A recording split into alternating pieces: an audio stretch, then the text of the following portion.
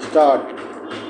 Relying on the case, it was contended by the learned counsel for the appellant that there is a presumption that parents will be able to exercise good care in the welfare of their children.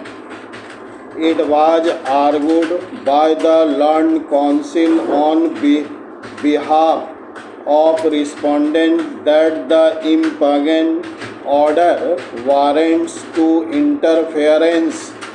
Before passing the impugned order, the learned judge had spent over 1 hour with the children to ascertain their preferences. The children have been living with the respondent since their mother's death in June 2006. As the High Court had stayed the order of the Family Court vacating the injunction order, while the respondent had been complying with the visitation rights guaranteed to the appellant, the children were not happy with the treatment meted out to them during the time they spent with their father and stepmother. In contrast,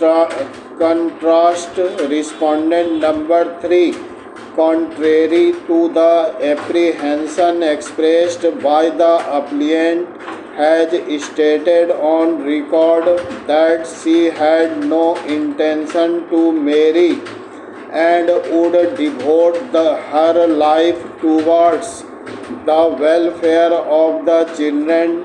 Respondents further asserted that the cited cases are not applicable to the facts of this case. Parachit. We have heard the learned counsel for both the parties and examined the impugned order of the High Court and also the orders passed by the Family Court. After considering the materials on record and the impugned order, we are of the view that at this stage the respondent should be given interim custody of the minor children till the disposal of the proceedings filed under Section 7, 9 and 17 of the Act. Section 12 of the Act empowers court to make such order for the temporary custody and protection of the person or property of the minor as it thinks proper.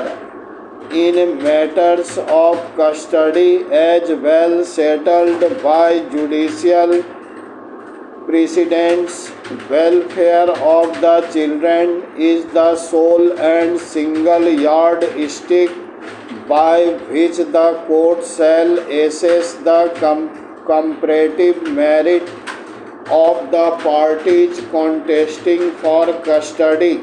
The court had observed in this decision that custody orders by their nature can never be final.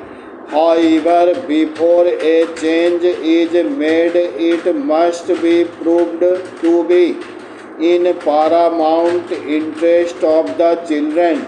In that decision, while granting interim custody to the father as against the maternal grandparents, this court held that the division bench appears to have lost sight of the factual position